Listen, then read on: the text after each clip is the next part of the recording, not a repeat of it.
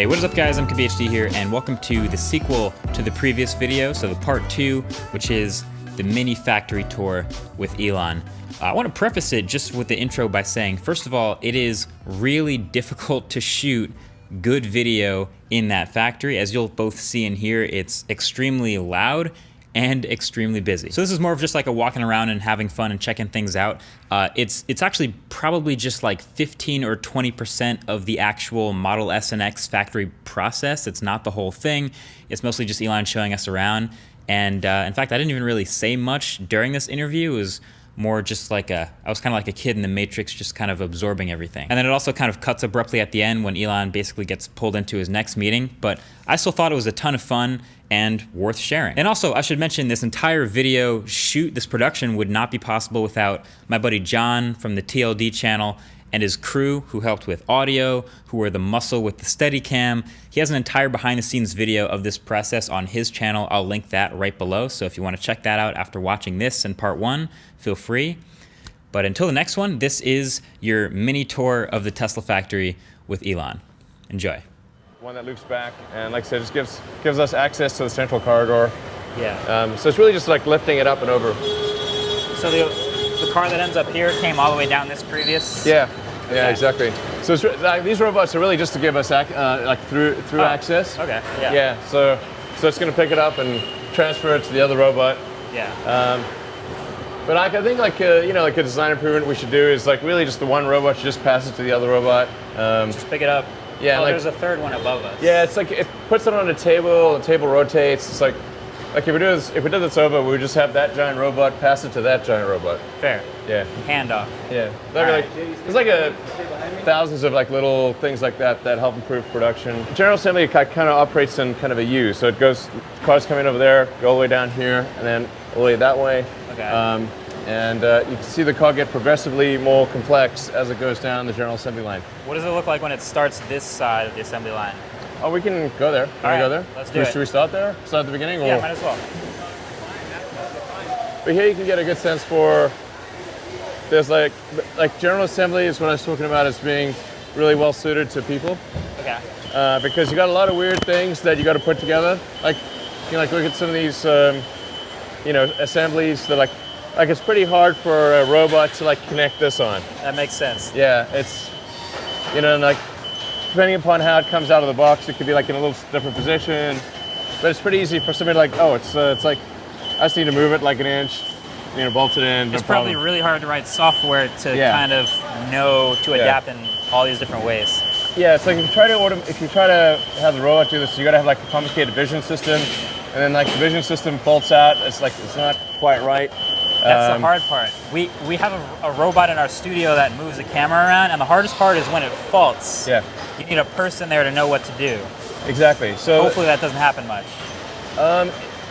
Like for parts that are complicated and fiddly, like wiring harnesses are especially difficult. You see how like the wiring harness kind of needs to snake through the car.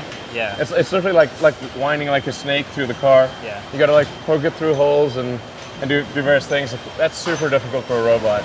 See like how they're like putting the part of the air conditioning system there. Right. So you use like a little bit of mechanical assistance with the winch and whatnot, but then it's pretty straightforward for the guys to just like get that in there, and then like if they see there's an issue with the part, then like they say, oh, this part's got a problem. We'll put it over here to get fixed. Like this is like assembly line's like moving slowly. Yeah. So like moves along, and then if it gives people like time to get things done, like you can like stand on this and. I think you mentioned like the speed of the car coming out the other side is like 1 mile an hour or something like that. Yeah, it's super slow. You want to speed this up, right? Yeah, it's not even 1 mile an hour. It's even slower than that right now. Well, for SX, but for 3, it's like getting close to 1 mile an hour. Okay. Okay. But walking speed is 3 miles an hour, so it's like only 1/3 walking speed at 1 mile an hour. All right. But you can see like when you look on the inside of the car, you can see like how many little complicated little pieces there are. A lot. The things that are meant to for insulation, corrosion protection, airbags, road noise. Like it's all this stuff that gets put in here. Yeah. You can see like these are like the side airbags here. Oh, okay. Like most people, I think it's like pretty cool. Like most people never see like the inside of the car. Yeah, there's a million things you never see driving the car every day. This is like, sorry guys, sorry to interrupt. That's all right, man. You make me look. If you don't mind being on like you know the internet and stuff, is that cool? All right. YouTube's cool. I actually don't want to interrupt your work, but you know, it's like you see like how like there's like a lot of tricky pieces, and like if for a person like this is like doable, Straightforward. Yeah, you know, it takes a bit of training, get up to speed, but like once you like basically like a pro human can do this super well, and it's like hard for the robots to do that. But when we go to the body welding, I'll show you like what's a robot good at. And you'll see like there's tons of robots, like tons of people here, tons of robots there. But there's so much complexity and variation here. You gotta like thread those wires when it comes through. Especially like, here with this door. So like this is a car with like less stuff in it, and then it goes. It's you know and we'll see the beginning of it. Right. And then it goes all the way around, gets more and more stuff added. And Does it end at the end? Well, general assembly ends probably somewhere down there. Yeah. Okay. So. But you can see, it's interesting to see the car get progressively more complex as we add more parts to it. You know, this place used to employ like about 5,000 people, and now we got 10,000 people just in this location. Yeah. So what we do is we have like tons of shuttles and like we encourage ride sharing. Yeah.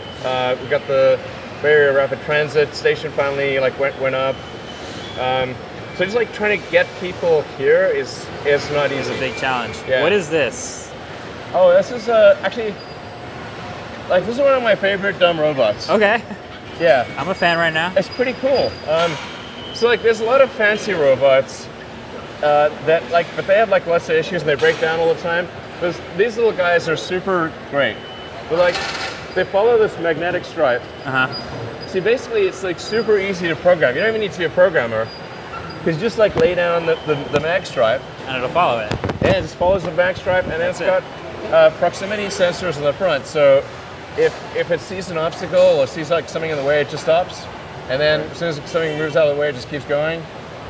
You know, just like does this like little thing all day long, like a little train. Yeah, like you were talking about robots faulting out, and one of the, it's like that's like where, like actually doing things manually can actually be more efficient, because if you have like a lot of complicated robots, particularly if you have a 24/7 operation like we have with Model 3, then if a robot faults out, you got to have 24/7 like advanced robot technicians.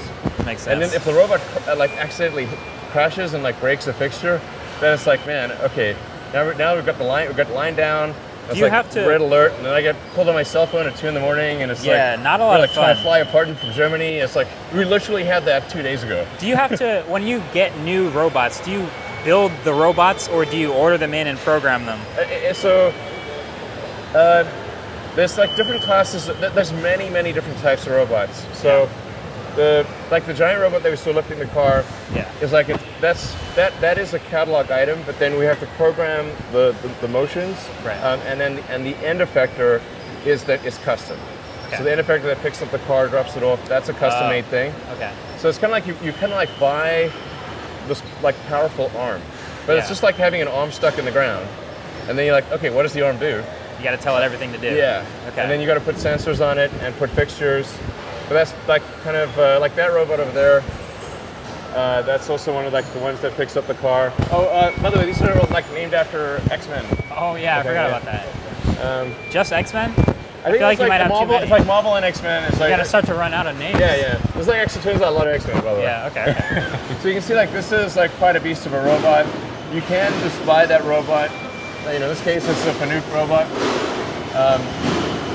And you can buy the robot, but then the end effector that's carrying the car is something that's custom, and then you got to do the programming and the like wire in the sensors and that kind of thing. So.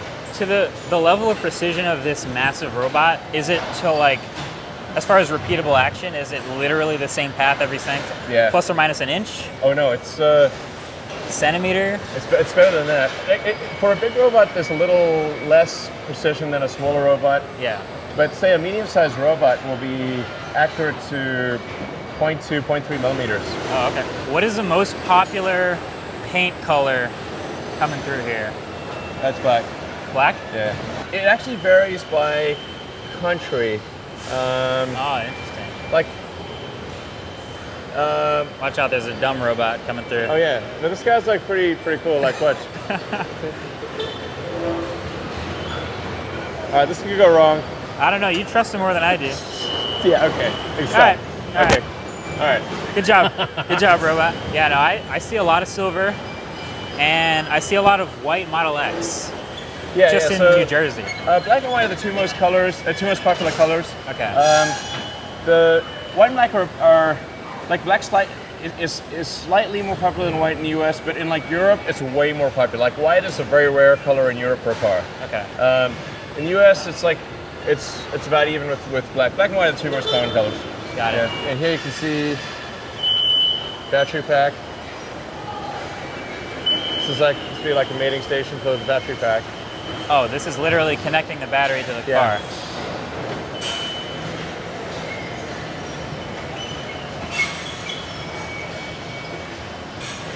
Here you can see it's like a combination of manual and automatic.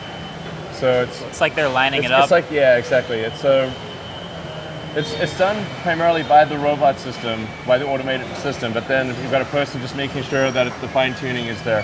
Gotcha. How do you feel about matte or satin colors Actually, on going to cars? ask about that a lot. I actually like the aesthetics of matte. Uh-huh. It's really tricky to repair matte.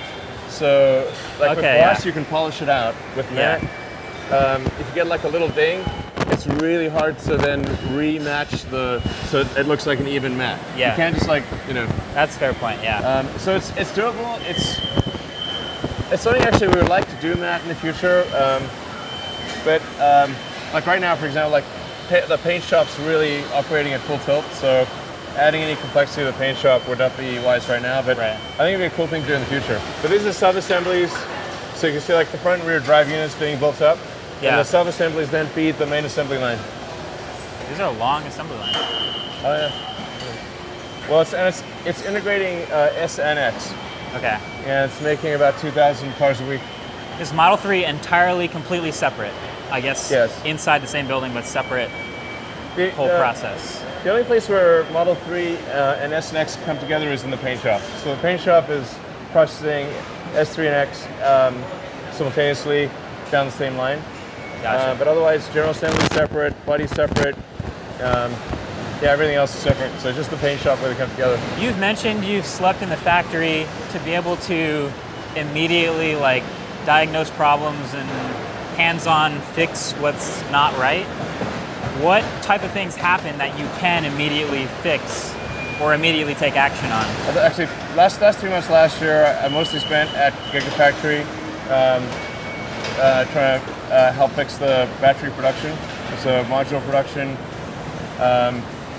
and it's a lot of little things, like looking at each little tiny part, each process. Say, is the process necessary? Like, because the best part is no part, process is no process. And occasionally at the design level, you think something's necessary, but then it turns out it's not.